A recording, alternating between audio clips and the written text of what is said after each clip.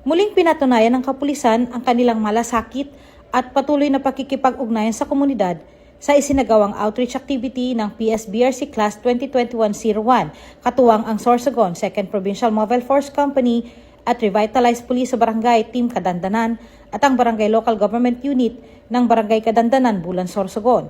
Bahagi ng pagdiriwang ng ikalimang anibersaryo ng Batch Himigsikan Class 2021-01 ang naturang aktibidad na naglalayong makapaghatid ng tulong at saya sa mga residente ng komunidad. Hindi lamang seguridad ang naging ambag ng mga tauhan ng 2nd PMFC RPSB Team Kadandanan. Aktibo rin silang nakibahagi sa paghahanda at maayos na pagsasagawa ng feeding activity. Gayon din sa pagtiyak na ligtas, organisado at maayos ang daloy ng buong programa.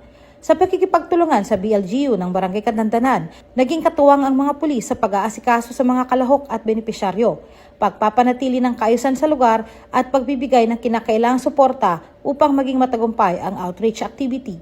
Sa pamamagitan ng ganitong mga inisyatiba, patuloy na isinasabuhay ng mga tauhan ng Sorsogon 2nd PMFC RPSB Team Kadandanan ang kanilang tungkulin bilang kasangga ng komunidad, malapit sa mamamayan, handang tumulong at nagseserbisyo ng may malasakit.